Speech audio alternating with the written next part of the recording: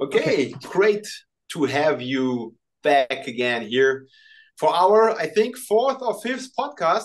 I don't remember, but we did a lot already. Yeah. And today, I think we have a really, really, really interesting topic, controversial, but also very interesting, and Hmm. that is weapons. So I think we can have a great discussion and a very deep discussion about weapon training for martial arts and in martial arts. Yep. Yep. I mean, it's good to be back. You're back from your hip surgery too. Yeah, the first one after hip surgery. Right. So I'm just curious, what originally brought you into like weapons training and like because I know you train with knife. I've seen some of your videos where you Yeah, discuss self-defense and that kind of thing. yeah. I mean, in Germany, knife crime is on a rise, and for a Mm. few years now, and since we have pretty strict gun laws, no Hmm. one can carry gun, but everyone obviously can carry a knife.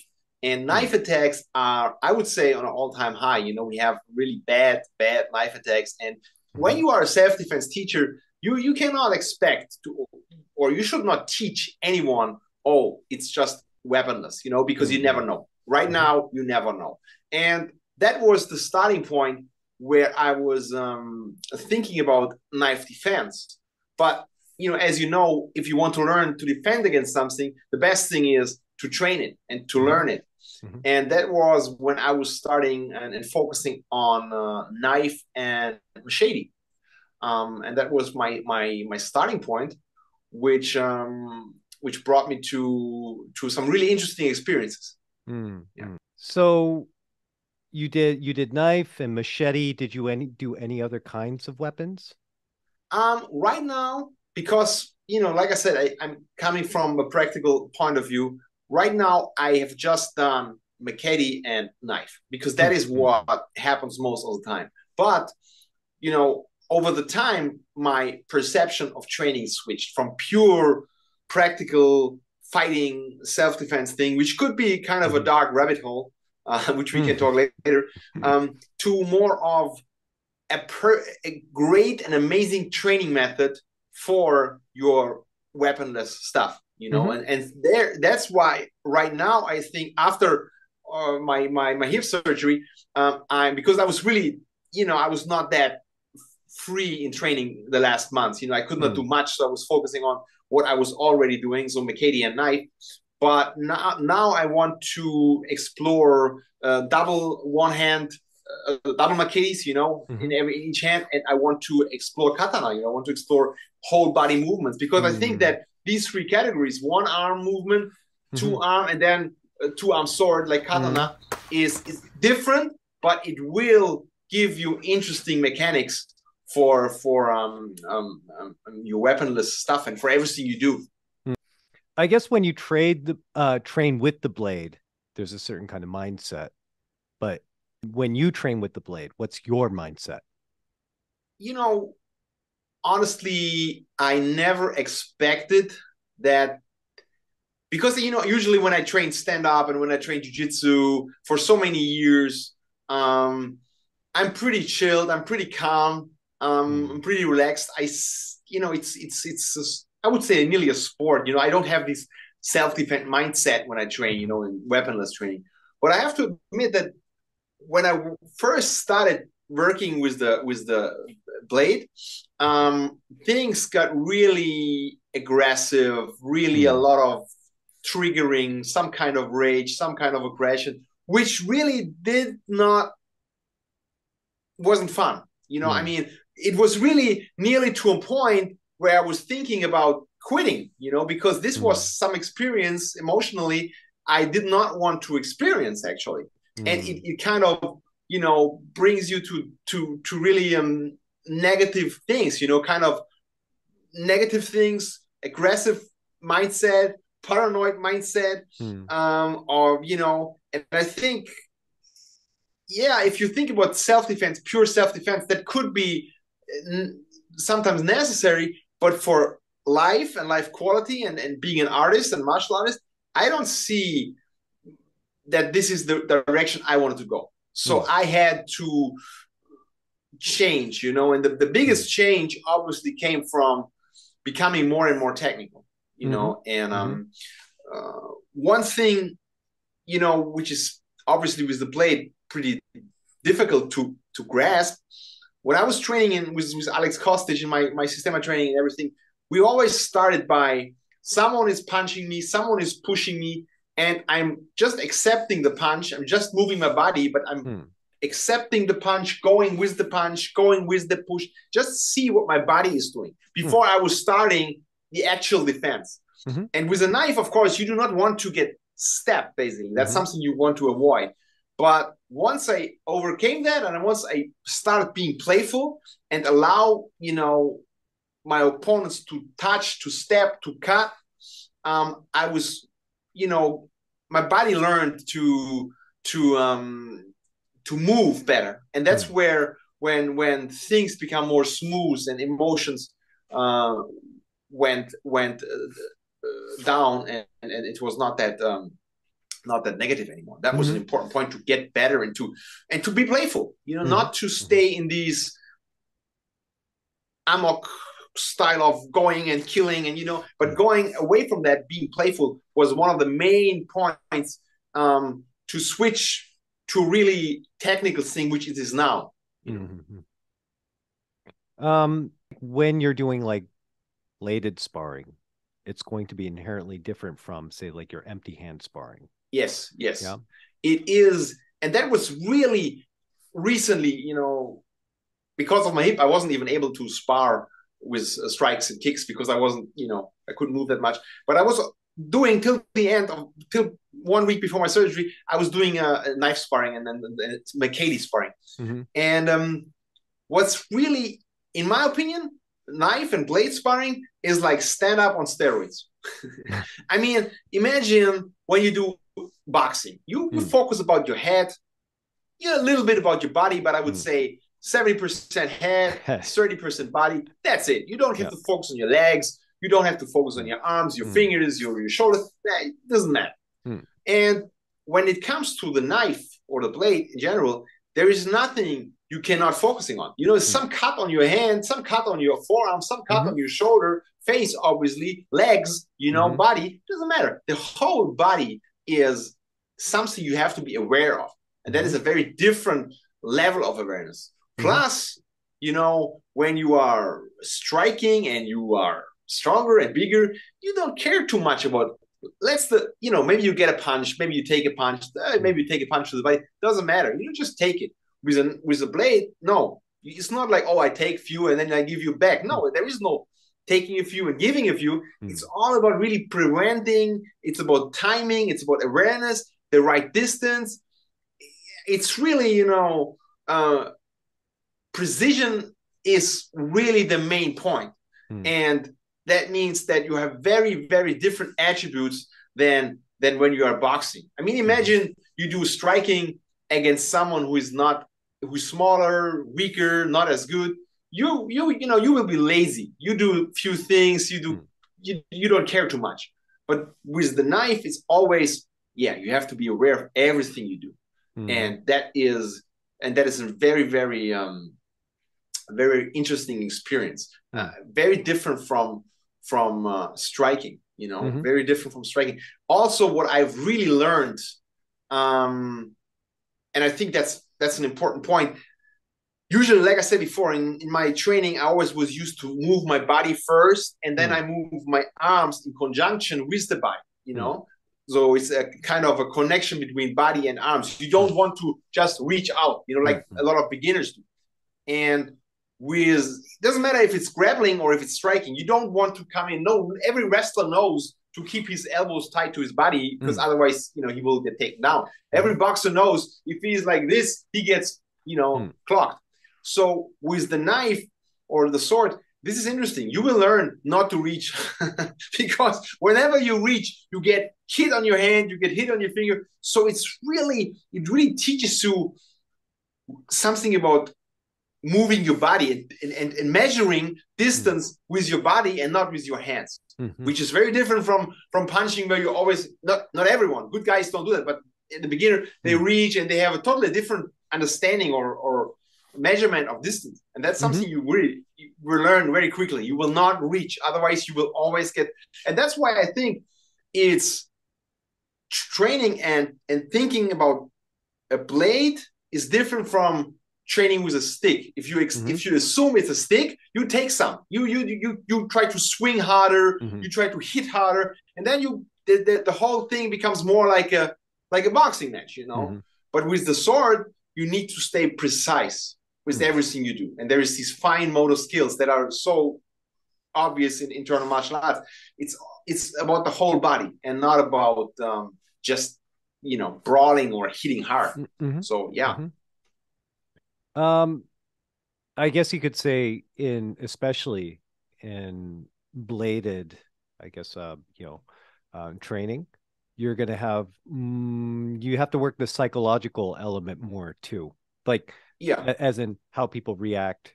I mean, there is an aspect in striking, baiting people, watching their psychological reactions, etc. Um, Akazawa Sensei was actually just talking about this today in a private. Like, it's almost fundamental to weapons training. It's just baked into it because you, like you said, you can't be touched. So you worry yeah, more about when you say, like, if you just raise your blade, what kind of reaction do you elicit out of the yeah, person? Ultimately, you can even bait them into yeah, the game that you want to play, things yeah. like that. And what is also pretty interesting, that when you, for example, when you do boxing, for example, or even MMA, but you have times in which you can chill out. You Mm-hmm. can do double deckung and you can wait and you can just be defensive and you have time to think or to. But with the knife or with the sword, there is no time to hide. Mm-hmm.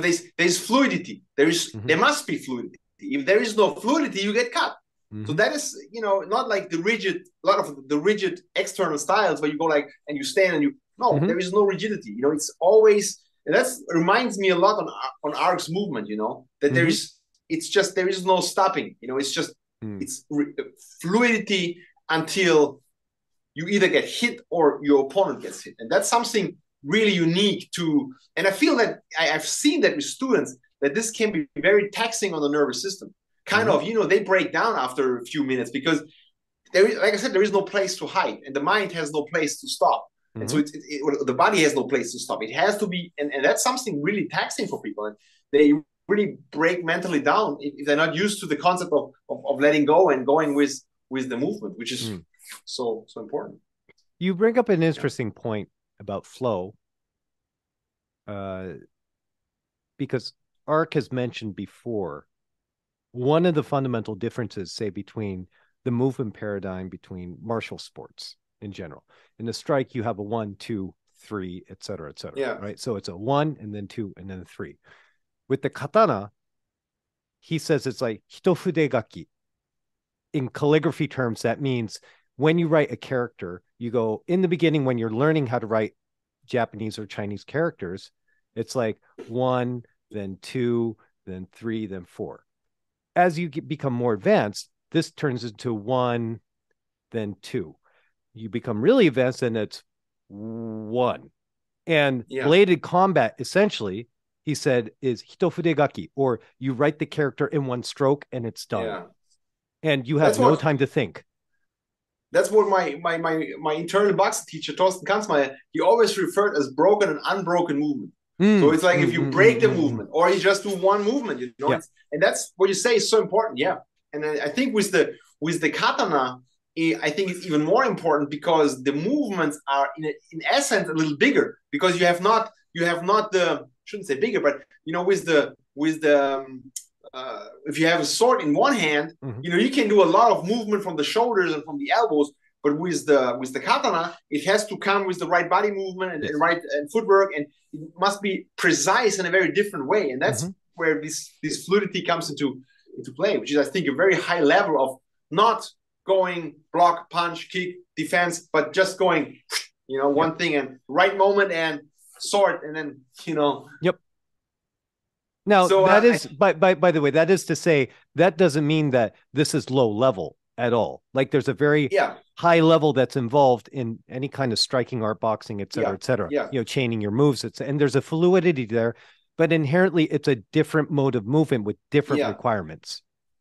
That's good what you say, because I've seen that in a lot of classical guys who don't spar. They Mm, try to be like, like one motion, but it's rigid. And mm, I personally, from my experience, I like to work a lot with this one motion thing. But I feel for my own training, first I need to be good in defense. So when I train, for example, I allow my students to strike and I only make defense. I just move mm, my body and I mm, do body work. And mm, once I'm able to be not affected by all that stuff, mm, then I can go into one movement. mm. But still I have the flexibility and the fluidity to do that. And I think that's very different from Ark, who has this fluidity, versus some traditional guys who just emulate, just try to Mm-hmm. copy this movement and just go, oh, one guy is coming with one Mm-hmm. punch. But in reality, people are moving, and you need the right timing, and you need the right, Mm-hmm. and even the right mindset, I think, to Yep. enter in the right moment to do the job. I'll touch on that. You bring up a really interesting point about getting the right timing. And there is something that you have to at least in Japanese sword arts, you develop this very specifically. I'm going to do a shameless plug. We just finished shooting a new DVD for BAB, the publishing company for Hiden magazine. And in Uh-huh. it, we talk about how you use the Centerline as a sensor, and that Mm-hmm. it's when you hold a weapon, you have to be able to extend a virtual sensor line out beyond the weapon so that you understand where in space you contact the person. That's virtual center line that you create, that's created through alignment, structure, all of these like internal whatever concepts, is actually what it automatically dictates what your movement is going to be. Right? Mm-hmm. And So you project some of your awareness into the weapon, or even beyond the weapon. beyond the weapon. Yep, beyond the weapon. So as soon as I'll go into more detail later, but essentially because the weapon is a weight and you make micro adjustments to your posture. In Japanese weapons traditions, they talk a lot about you have to adjust the back of the neck, you have to pull the chin back, et cetera, et cetera. All these postural adjustments are such that you are negating the weight of the weapon, you make it an extension of yourself, and there's something that happens to the brain where you basically are able to use the weapon as like the end of the weapon instead of your arm, it's like the tip of the sword. Yeah. And then so now when you enter somebody, for whatever reason, that timing just becomes automatic. You're not trying to occupy the center, you occupy the center as a result. Yeah. But that's also something the old fencing masters say, that they put Mm, your consciousness at the tip of the sword, mm-hmm, and I think that, it sounds, if you never have done it, it sounds like, oh yeah, what the bullshit that is. But it's really a change in the whole way you're moving. And yeah. it's a really interesting thing, that you can put your awareness or your consciousness into something that is not really, physically not really connected. It's connected by the muscles, but Mm, it's not part of your body. And yeah. that's really interesting, that you are able to use different tools and put awareness into it. Mm-hmm, And that's fascinating. yeah. And I will say, like, what we've done is that we've mapped out these, like, I guess, little easy wins in terms of like, if you adjust your posture like this, you can quickly see like how that works, like an A/B Yeah. test. So it's not something that you have to conceptualize and for many years or something. If you get the proper postural cues, you can immediately do it. You won't be that doesn't mean you'll win a bladed fight, no way. But Yeah. you can see That's the theory at least. yeah. I think when it comes to plated fighting, you really have to make the decision between. Most of us, we're using a weapon as a tool for training. Mm-hmm. Think about most people I know, and including myself.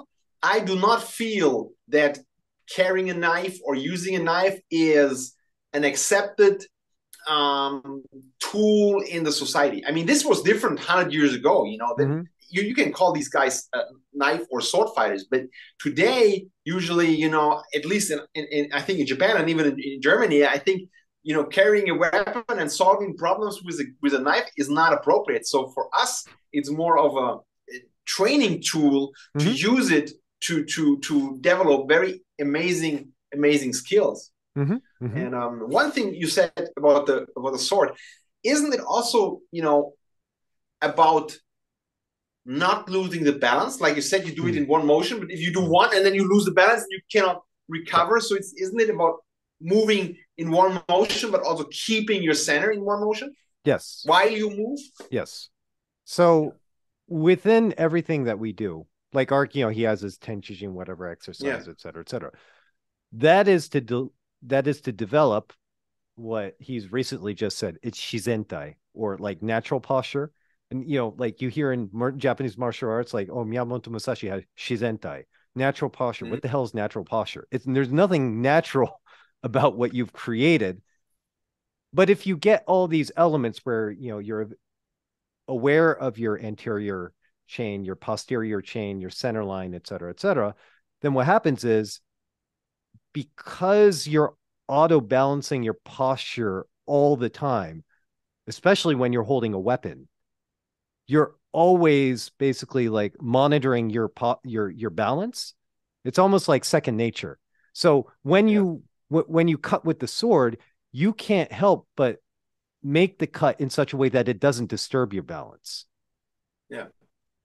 And I think personally, I feel that training with clubs that are having the weight on the end of the Mm, lever, you mm-hmm, know, that's very interesting because I can feel the heaviness of the weapon and I mm-hmm, can feel how to move with the gravity, you know, not holding it in a way that mm-hmm, it is feeling heavy, mm-hmm, but moving in a way, like you said, with the body, you know, that the sword or the weapon becomes one with the body instead of that you're only focused on holding this thing up, you know. And I think mm-hmm, that's a very important point when it comes to balance, because mm-hmm, if you don't feel that and just go like this, you know, you're constantly losing the battle against gravity, and mm-hmm. therefore your movement will be clumsy and not that fluid. Yep. So so when you talk about using a club that has weighted on the end, that's actually a really good Yeah, point, because now you have to worry about the effect that heavy club has on your center of gravity. It's going to pull exactly. you Yes, around, right? That yes, is part of the reason why Akazawa Sensei trained with the 6-foot staff in the beginning. So usually what you do is you train with long weapons, pole arms, spear, halberd, long weapons first. The reason being, you want to extend, I guess, like your awareness of distance, first off, as far as you can. You want to be able to manage that load in your body to understand what it means to truly move with whole body movement. And then next, where it becomes interesting is what you were saying. Like, let's say I take like a stick here, like a 6-foot staff. yeah, If this were a barbell, like, it would just drag me exactly. down, right?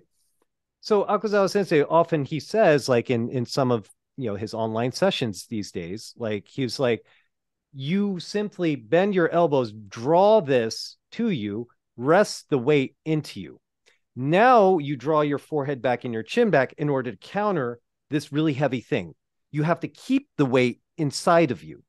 Now that you've drawn this out, you can then flip this, right? And then you extend that line. This is actually a stand-in for that center line that I was talking about, that you extend out. You extend the stick, and the mass of the stick, which is contained in your stomach, actually now pulls you along. And an interesting thing happens now, because the mass of the stick is united with you. If you touch somebody, because it's not muscular force, it's just the weight of the stick, they'll tip over. Or if you get it like on a sliding plane, like you literally just brush past them and you've occupied their center and you get kuzushi on contact. Yeah. you know. Interesting what you say about containing the weight in yourself. I know what you mean, but it's hard for people, I think, to understand. It's not like, it's just like, when you have these, for example, these heavy club and you hold it just like this, you feel like it's pulling you down. Yep. And once you adjust, you can feel that there's nothing pulling you down. And so Yep. the weight is in your body, like you said. But this is something I think it's hard to understand intellectually. It's more of something you have to experience in order to feel that you can really take away the weight, the outside weight of some weapon. And just, that's really interesting. But I think for people who never experienced that, that's hard to grasp, to how can I take the weight into the body? But it feels like that. Yeah, it's exactly what you say. Now, I will say, when Ark does these kind of like he'll say, imagine like doing a bench press, almost like if you're going to do a bench press, right? He's like, you need to expand the chest, etc. You need to bring the weight into you. Anybody that's done proper weightlifting should be familiar with this kind of like bringing the weight into you. In fact, a lot of the mechanics that he was showing, somebody remarked, looked very, very similar to the powerlifting that you'll see. And he was like, of course, because like if you're going to live a really heavy weight, right? Rack it and was it clean? Yeah, clean. Clean and jerk, yes. Clean and jerk, right? like if you're going to do a clean and jerk, you got to stack that weight down onto your hips, into your legs. If you screw up that alignment, you're toast. And to some degree, he was like, that's why in your mind, when you're manipulating, you have the same kind of precision if you're holding a weapon, in order that you're not using any kind of extra muscular power. Yeah. And I think once you're using muscular power, your speed goes away, your balance goes away, and you feel really clumsy. I think that's what I felt with the sparring. Once it becomes really infused by the internal training, and it becomes more technical, I had much better ability to switch from a cut to a step, or from a step to a cut. And, I could move in different arcs and different angles, because I was not just going, but just moving, and me more able to do more with less effort. That's interesting. So Ark will often show this thing where he's like, if you try and use it, and he's using like a bad kendo paradigm. If you just take the bamboo like shinai and you just cut like this, like this, right? That's not going to affect anything. However, if you take even like a wooden sword, like a bokgen, bokdo, right? And you feel the weight of the pommel. You want the weight of the pommel. If you can lift your chest, use the weight of the pommel to cut. Then all you need to do is to be able to drop your chest in order to make actually a pretty significant cut. Because all you have to do is nick somebody. You don't, even with a long-edged weapon, you're not looking to, cut them in half. You're looking, like you were saying, like you're looking to get the inside of the, all the, the parts on the inside, right?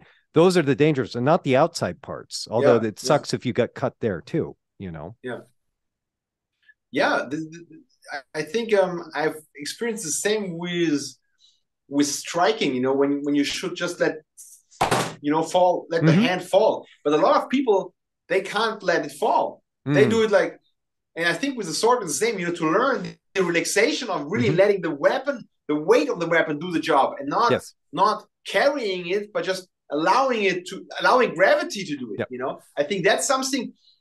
That's a very important skill, but I feel a lot of people, I think that's one of the biggest hindrances in the beginning for a lot of people who just try something and they just like, and they don't, people tell me, I always say you have to feel, your hands must feel heavy. A lot of people say, my hands don't feel heavy, because they are so tense that they carry the weight of their arms instead of letting the weight fall, and that's something, like you said, with the sword, very, very interesting.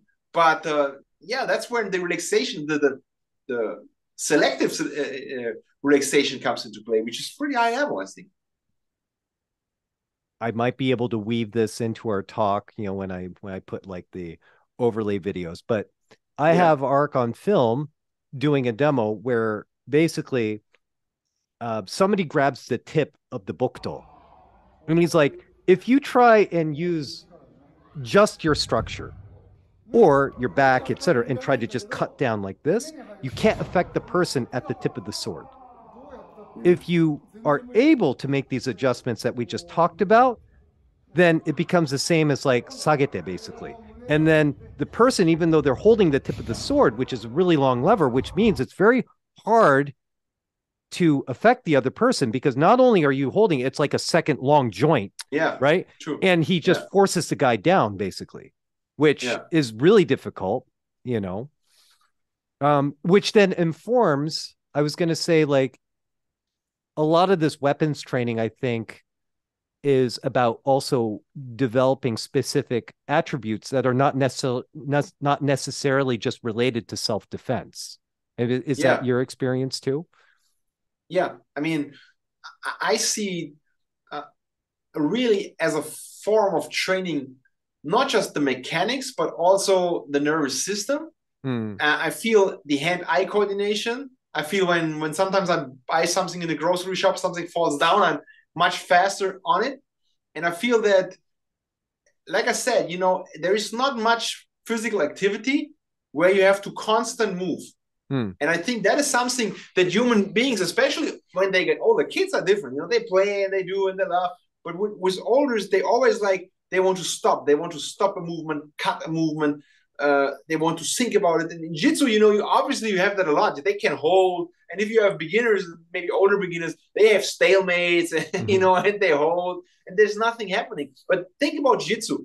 The submissions and everything, and even the transitions, they all happen in movement. Well, you know, when two people just clinch at each other, nothing will happen. You know, they will hold on until someone is tired, you know. But that's, you know, but I experienced that, you know, interesting point. Usually I always train, I'm a no-gi guy, but I train usually in a gi because I like the friction. I like it's difficult for me to shrimp out. You know, it's like my opponent doesn't have a gi, my training partner doesn't have a gi, but I have a gi, and that was working very well. And recently, before my surgery, I was rolling, and I was just putting on, you know, a rush guard and long tights, you know, and this was really interesting because the people who were relying on holding and squeezing me just for, I mean, lower level guys, but they tried to give me a hard time by just holding and squeezing. They were completely lost. They were lost because there was nothing to hold anymore. And their jiu-jitsu drastically, the level of, I mean, not their jiu-jitsu, but the level of their fighting skill dropped like that because they were not able to work with the movement. While the guys who were technically, they don't have any effect. For me, it was much better. You know, I loved it. You know, I'm thinking about doing it for the next years. You know, just it feels so good. But it's the same like with the sword. If you train with less friction and you don't have a gi, you have to be, in a sense, more technical. You know, otherwise you will, if you're relying on just holding, you will get lost. And I think that's a similarity to weapons training, where, you know, you have to move, otherwise you get cut. So right. And so something I noticed, you know, in class. Ark walks around in these rinky-dink bathroom slippers, you know. I think I talked about this with you, you know, before, you know, and and he would make a point and he would say, like, well, you know, look, I can't push the ground, you know, when I'm on these bathroom slippers, right? So he's basically eliminating the advantage of friction. That which means you have the urge to push away. He can't push away from the ground. He can't lean into the ground. There is no way to lean into the ground. He would slip, you know. So that's why I started wearing socks in class. And then he would just, you know, he's just like, why are you wearing socks? And I'm like, I'm just copying you, man. He's like, what do you mean you're copying me? I'm like, bathroom slip. That's nothing. I just wear them. So what? They're a fashion statement. He's like, God, you're mouthy. But you know, jokes aside, he often says, like, so why do you practice, you know, Aiki in Seiza? You know, because when you're in Seiza, you're strong. You can post into the ground. Like, as a thought experiment, like if you're in Seiza and you put your hands on, and somebody pushes into you, you can create a strong base, something that's strong where you can resist somebody pretty good. However, if you spread your legs apart and you try and do the same thing, you're just going to go ass over tea kettle, you know. But that's interesting because, you know, from the outside, you know, even when Ark is doing something from the outside, it always looked with the postures, it looks really rigid.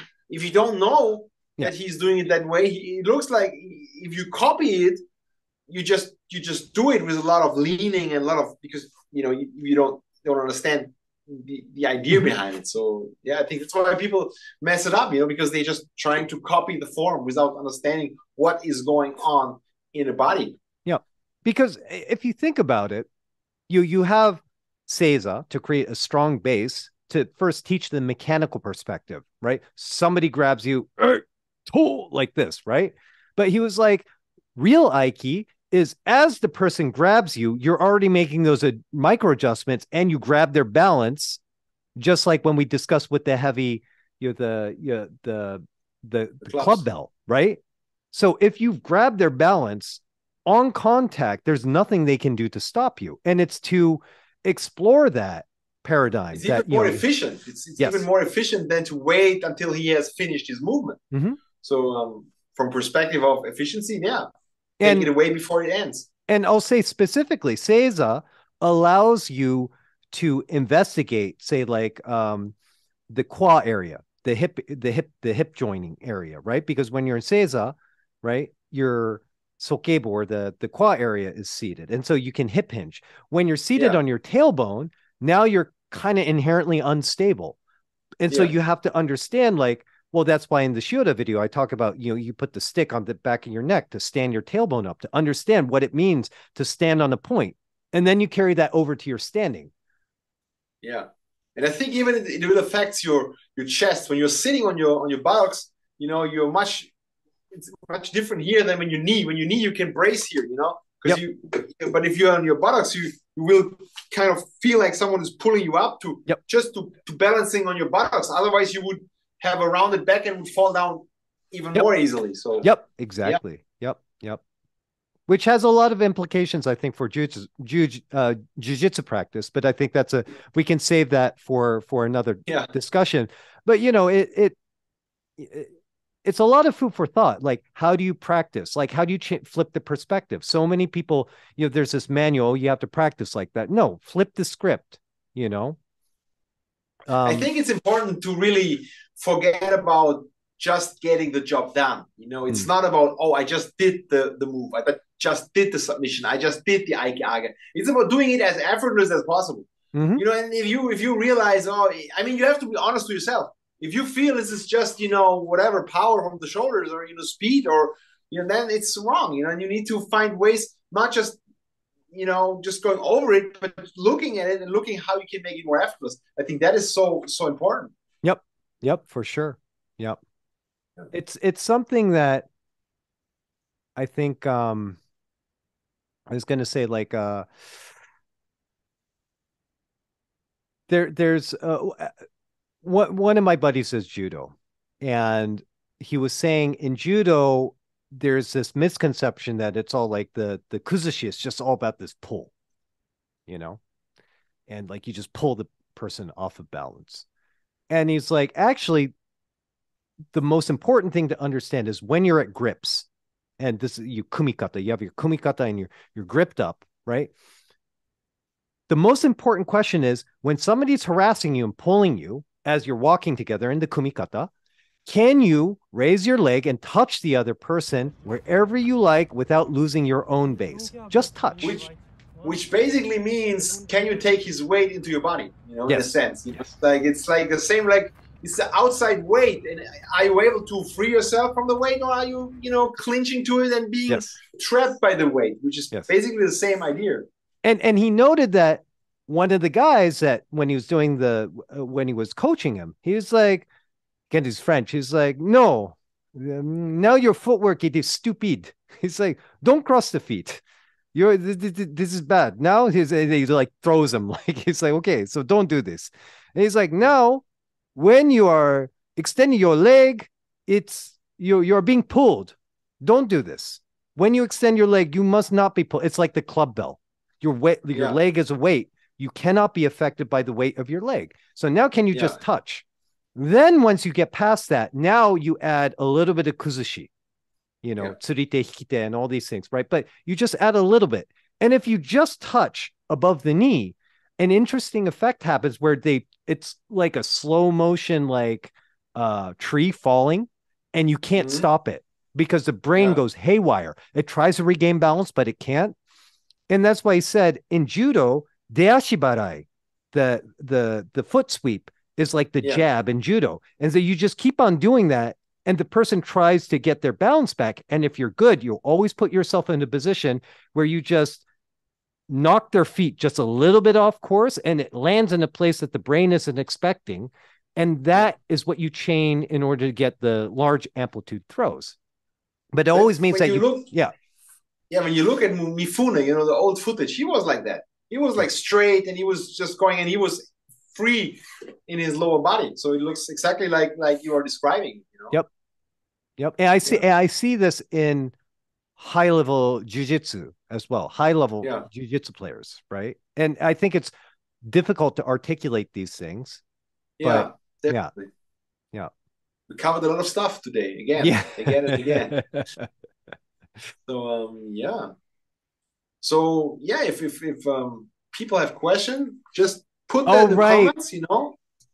Guys, Well, really sorry. I should have covered the questions. We'll list them. I have a list actually of people's questions. So yeah. you're So not if being there are more, ignored. just put it in the comments, and we can make, maybe in the future we can make just one complete Yeah. question episode. And I think there's good stuff coming. Yeah. Yeah. Sounds great. We're good. Okay. So All right. see you next time. Yeah. See you next time. Take care of your hip. All Yeah. right. Bye. All right. Bye.